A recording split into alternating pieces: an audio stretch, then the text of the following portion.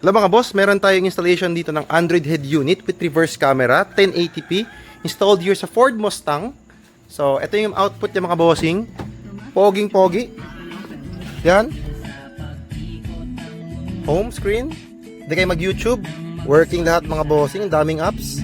Yan. Pwede kayo mag-Netflix din. You wanna watch movies. Merong SIM card slot mga boss.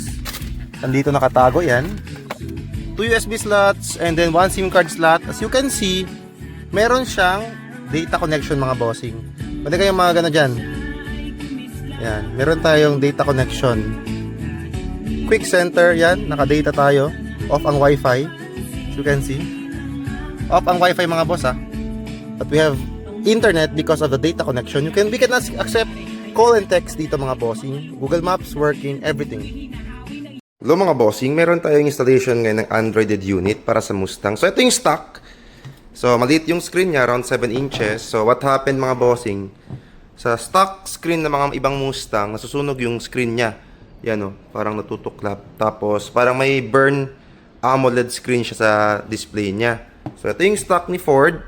Tapos papakita ko sa inyo mamaya yung latest na nakabit namin sa unit na mismo. So ito yung bago mga bossing. Of course, magiging 9 inches na siya. Tapos plug and play ang lahat mga bossing. We have here microphone, GPS, yung signal antenna niya, kompleto yan lahat. Yan, mga wirings niya. Tapos 2 USB slot and of course SIM card slot. So yung ating bagong stereo, meron na siyang SIM card. Pwede kayo makareceive ng call and text. Tapos yan mga bossing, latest na latest. Mamaya pag flip niyan, makikita nyo, poging-pog na talaga tingnan yan. By the way mga bossing, eto si Ford. Once Ford unit mga bossing, we really need to use dito. Tawag dito mga bossing, CAN bus decoder. As you can see, sobrang sensitive yan kasi pati yung mga board niya, tinatanggal talaga natin yan para fit na fit siya. Tapos of course, ito yung harness ni Ford. Very complicated but 100% plug and play. Only available here mga bossing. By the way, dito sa ating shop, sa Andres Auto Accessories, we have CDO. Yan mga bossing, tsaka Pagadian and Zamboanga branch.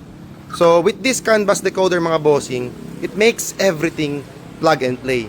So for this American car, of course kailangan yung mga bossing plug and play lahat basta Ford kasi mahirap na masira. And that's what we specialize here sa Andres Auto Accessories mga bossing. So abangan nyo pag natapos to. Finally mga bossing, tapos na rin sa wakas. So, check natin ang Android head unit. So, of course, steering wheel function. Yan, mute, unmute. Volume up, volume down. So, mute lang natin yung music mga boss. So, check natin yung mga features niya. Of course, this is the Google Maps. So, once naka-park light kayo, ibig sabihin gabi na. Once i-close nyo yung ilaw, automatic magiging white siya. Kasi ibig sabihin morning na mga boss. So, very, very effective. Working lahat ng features.